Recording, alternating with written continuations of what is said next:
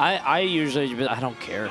Do what you want. Do you want me to go first or second, dude? Who cares? The classic one. The classic one. If you're better than me, you're gonna beat me. I don't care. The classic one. If you really want to just cut to the chase, be like, hey, you can start on any stage that's not this and this. Yeah. Right. Like, That's what I tell them. I refuse Sometimes to play these go two for the stages. big play, man. I'm giving butt. I do think RPS is extremely important, especially in these high pressure, high skill situations. At the top level of play, game 1 is so important. But if we're talking like best of 3 at a local, shut the hell up. We're playing for 13, yeah, dude. like relax. Come on, bro. One of us is better than the other. Yeah. So here we go. We're starting off on Town at City, game 1, Pac-Man versus Roy. Starting off the way I think we would envision. Right. T taking it slow, trying to get his charge, find that bell. Snatching them up here. Yeah, easy damage. Pac-Man chasing.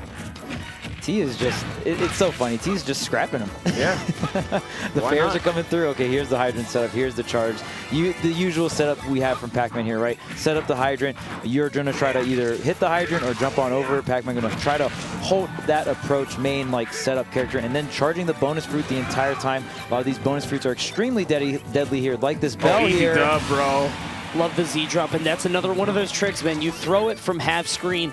Goblin was ready for that one. Does normal get up into shield, but he wasn't ready for the Z-drop. He's going to eat Blinky for that. Ooh, Melon's out, so he's got to go low, and he does. Yeah, we've try to seen go for hydrant there. Yeah, Right. we've seen a T edgeguard with hydrant, right? Yes, Earlier we saw against Crom, it actually counts as like unit collision in certain scenarios. I don't know if that is going to particularly matter against Roy's. I feel like Roy's just going to clip. It's not as bad as Crom's, right? But I mean, even just like throwing it down to get the hit for damage, always nice. Still a really good option here. Galaxian is out. Doesn't really do too much, but it does earn him the stage back as Goblin has to back up. Playing around the hydrant now. Goblin getting the forward throw, but has to deal with the hydrant in the way. He's got to find a way to land this kill, but back air, not getting the strong hit. Yeah, not going to be able to do it just yet. T going to finally get back on the ledge. Tries to So go high. floaty. Yeah, floaty at this kind of percentage is going to be really hard. And this is the opportunity for T just to kind of sit back, you know. As long as he's only in poking range, he can actually take the stock right now. Barely drifting above the get-up attack. He had the right idea, but the wrong timing there on that forward smash. And so Goblin's going to take that stock. But unfortunately, 89% deficit. Pretty big, honestly, when it comes to T. Because I feel like a lot of Pac-Man, whatever. I feel like a lot of Pac-Man players can't find that kill. T doesn't really seem to have that problem. No, he doesn't. Yeah. I believe Pac-Man is the term. Okay, Yes. that's what it is. You got it. Well, yeah, are there multiple Pac-Men or only one Pac-Man? sure. You know? We are no Pac-Man. way. Oh, wow. Oh, Yeah. dang. He got boxed to the ledge and stayed there for his entire stock. Yeah. Call him the Pac-Man. Yes. We need backup. Yeah, immediately. Up, good grab. All right, just going to get F tilt. It's hilarious how that bell was just spinning around. One of the big buffs from Smash 4 to Ultimate actually is in Smash 4 when you Z-dropped the items, they did not keep their property. In this game, it was such a huge buff when Pac-Man can throw it down or Z-drop the bell like we saw earlier, and you get the stun property as well, right? 117 here, Goblin. Not rushing in too much. No tech from T, and I'm getting reminded of main stage, where he had that missed tech against Leo, and it cost him the set. I'm not sure if that was like a calculated thing, not sure if it just caught him by surprise, but missing that tech there was crucial. Gave Goblin a free kill. Yeah, that's going to be a big one. I think one of the things, the fact that we have so many Roys, we're very used to those circumstances, right? When you're at circling around 60 to 65%, you know the down tilt is coming, and you know it's going to lead into a very dangerous tech chase situation. So he has to be prepared for that, because if you don't have that, like, this matchup becomes way more volatile. Absolutely. Yeah. That situation there is actually just a 50-50. We see Fox go for it, right? Sour Nair into like forward smash. It's the exact same thing as Roy, right? Where Roy's just going to go for the side B. If you either tech in place or tech away and roll away, you're going to get hit by the side B. Or if you miss the tech, if you just miss the skill check. So it's like a skill check layered with the 50-50. Exactly. Oh, you missed the skill check? Well, you're dead. Okay, well, are you teching in or are you not teching in, right? So what's interesting here is that T has opted for, you know, a large stage. Obviously, Town and City, pretty big on its own. What's interesting to me is that he lost 2 stocks very early to that double-edged dance. I don't think it's necessarily the stage that needs to change, but just his positioning, because once he was stuck there, it was so easy for Goblin to just land that one hit to lead into more. Even though I guess one of them, you know, led from center, right, because he got the down tilt. Yeah. One thing to mention too is he didn't really have Hydrant out, right? You know, during that kind of whole time. I mean, Hydrant is so instrumental to his game plan. Yes, Pac-Man does have tools to combat and just box a little bit. You have Nair out of shield, you have up B out of shield, you have the jab, you have the quick fair. But really the Hydrant pulls all those tools together and allows Pac-Man to really fight people up close. So I'm glad that he's putting that more out right now. It's really disruptive, too. If you watch Goblin, when the Hydrant's out, he's just standing at the other side. Exactly. He doesn't want to play with it. Yeah. Oh, the Oh my stun gosh, on the mix-ups. platform. Another thing I want to see a lot more from T. Oh, yeah, the jab, the back air. It doesn't matter where you're on the map. That thing is so powerful. But T is a floaty character. A lot of these tech chase scenarios can be completely avoided if you just DI up. You're not a fast faller. Characters, you know, like Sheik or Fox or Diddy, you're more of that fast faller category. Oh, wow. You just have to take the tech situation. When you're floaty, you have the privilege of DIing up in these scenarios. Exactly. You see the Hydrant play once again, getting a couple hits in the down air, but can't connect it. Has the Galaxian in his hand. What is he plotting? He wants He's damage moving right now. Oh, he That's the definitely wants combo damage. one. Yeah. It is indeed the combo. That is the combo one, yes. There's a. It's to me, it's funny because we don't even see T that much, or the key, right? I was thinking that yesterday. He used key. I remember because I was watching. He got it once versus Leo. I don't even think he threw it, but I was like, damn, full charge. We never see that. Yeah. It really just feels like the Galactian and the Bell for the most part. Like sometimes we try to see like a. He'll get a cheeky melon. Yeah, every cheeky once in a while. melon, cheeky cherry, Or an edge apple, guard, you know? right? The apple. I do like the trajectory of the cherry, and I love that he's been utilizing it for to set up for edge guards, right? So that drop zone projectile that is there just to snipe the double jump and put you in a really bad spot so I can just finish the KO off. yeah, pretty dope. You can see T with a slight lead here, but nothing to write home about, honestly, and especially with Goblin controlling center so well. Trying to play around this Hydrant. Waiting for T to just throw the bell. Now has it in his hand. He's going to have to shield on both sides, though.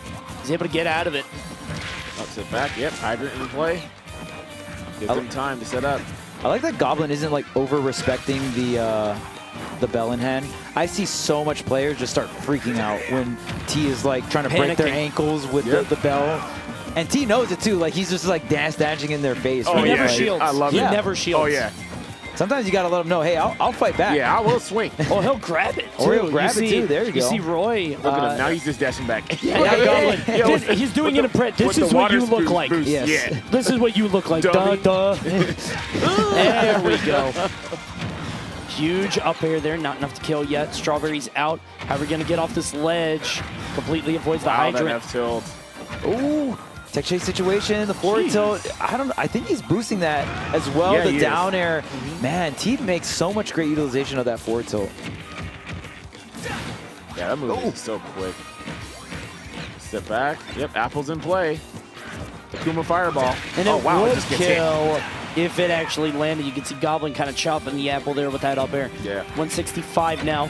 Goblin wants to extend this lead as much as possible.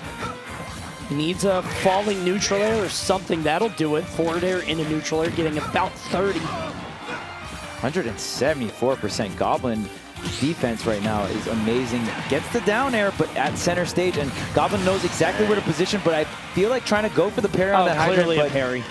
you know, dropping that shield a tad bit early there is going to pay, and that is the risk of parry, right? Very high reward, but you can get ducked in the face if you mess it up. Exactly. Moderately high reward. Yeah.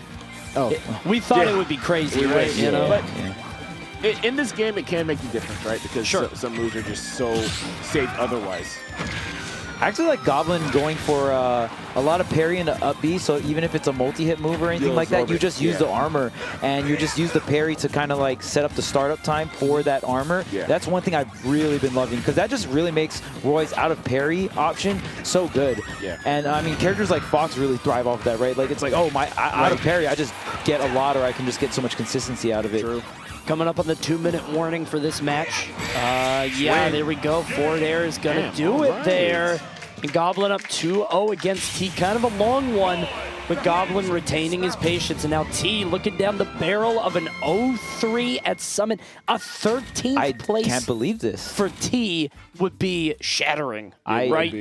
Yeah. there's no way I would have bet anywhere near that in terms of like where T People would thought place. he would win. I thought T was a amazing contestant to take this entire tournament, especially with the Kazuya. But I mean, I feel like T kind of ran into some of his bad matchups early on, and I don't know how that affected him for the rest of the bracket. But it's got to be somewhat tilting when the two players you want to avoid in terms of matchup, like because of the characters they use, are MK Leo and Spargo. Have to fight both of them already. Right. Yeah. This is a really hard one for T, because again, as we talked about, they just don't have as many Roys out there, and that caliber of Roy, and like this character can just maul you and run you over, right? And Goblin is one of the best, in general. And not only that, but I think that Roy can run you over and just run you down, but I also think it's very easy to just play judo with that. As he's running at you, just sort of use his momentum against him and hit him. But Goblin is looking... I don't know. There's one of the level... most reserved ones, I feel like. He has actual neutral in that way. I feel the opposite. Really? I think he's a madman usually, but I think here we're seeing a lot more discipline from him, maybe in the Pac-Man sort of matchup in general. But I do think it's matchup dependent. Like, I watched him against Base Mage yesterday, and he looked a little bit too unwieldy, But maybe in the real bracket, he's realizing what's at stake. Yeah. I feel like you feel that, Coney, because of how he rips up B. Like he's very like he'll a few things, right. Like he'll roll the dice with up B. Like, sure. You're gonna jump, you're gonna swing here. I'm gonna just like throw out the up B, not necessarily out of shield as a punish, but just out of shield. Like I show you shields and I up B. Right. I get light energy sometimes where he holds forward in spots where like you don't have to. Right. And I always think Cola is the one who's like goes all out, goes super ham, and then he's the one who's more kind of patient and more reserved. I'm sure like it's somewhere in the middle of both of these things are true. Crazy. You know what I mean? Right, for sure. It's just Roy is a Rorschach test. Yes, it's neat. 100%. Right now, 97 on Goblin.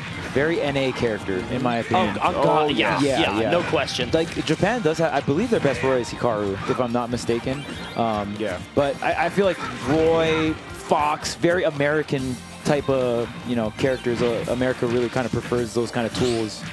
Oh, okay. Can't quite commit to the back air. Goblin backing off. Give it to. Oh, okay. Flare blade.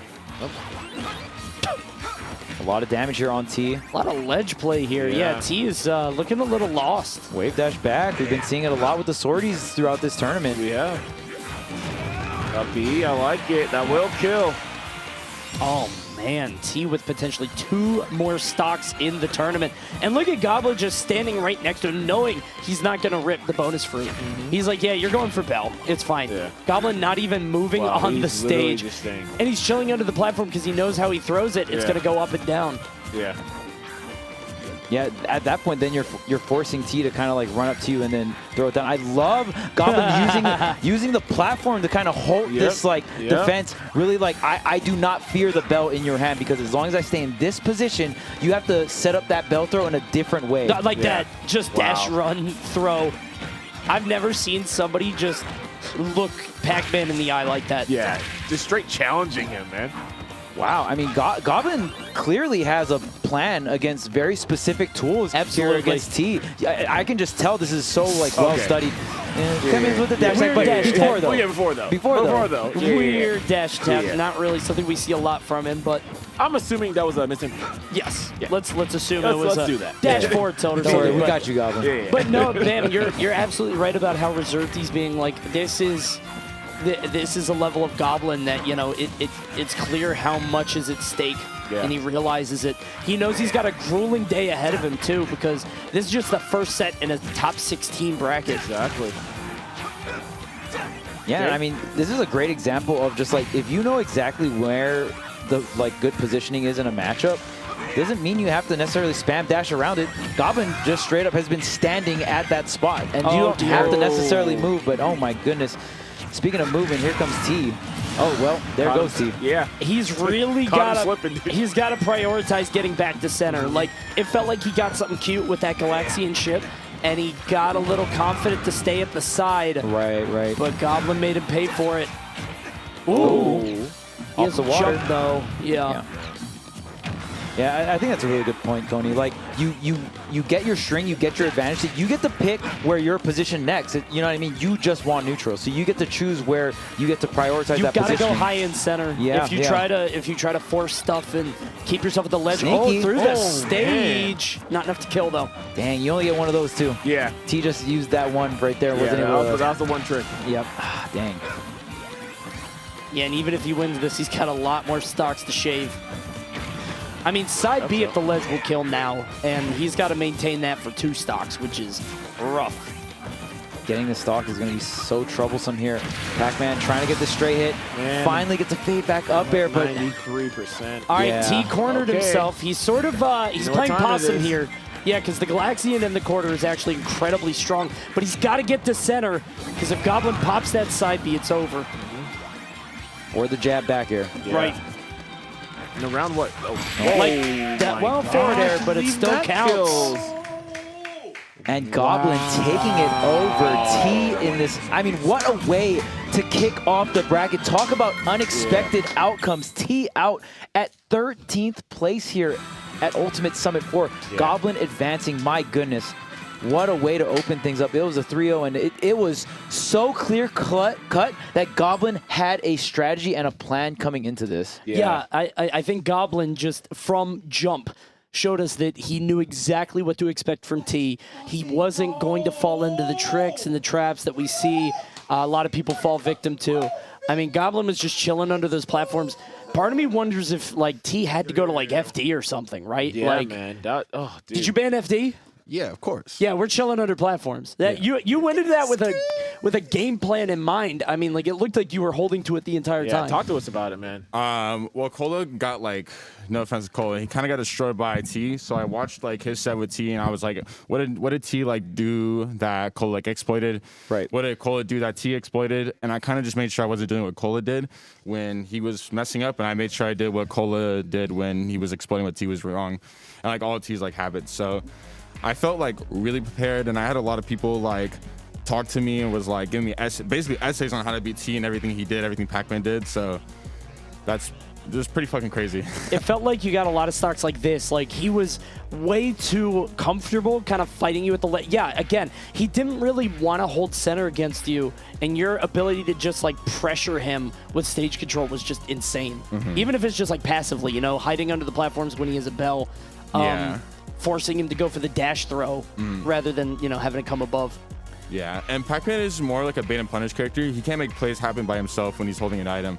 So if I just hold shield forever, like, nothing happens, and I just wait. Yeah. Right, no monkey flip on Pac-Man, right? Yeah, like, exactly. I think you played phenomenal in these situations. Like, how many times have we seen Pac-Man, you know, just dance in circles around people, 'Cause they're breaking just scared. ankles, Yep. because they're just the fear is instilled with the bell, right? Because it's the main win condition. But you knew exactly where to position yourself underneath the platform. You know how the bell gets thrown. Then all of a sudden, Pac-Man has to commit up and over you to maybe get a down throw stun or something like that. Yeah. And then at that point, you know, okay, I can just shield no matter what. You moved so well around it. There was multiple times where T had to kill you at like 170, 180%. So amazing study on your part. You came in with a plan, and it was so obvious. Like when we were commentating, we were like, man, Goblin he knows has what he's doing. like for the matchup, and this is something I feel like we're going to see a lot more in Ultimate. A lot of these top players coming in with more studied matchup knowledge and just executing it to a T. Absolutely. I mean, you really have to in this game, right? Like, now we're at a point where characters are so strong, right? And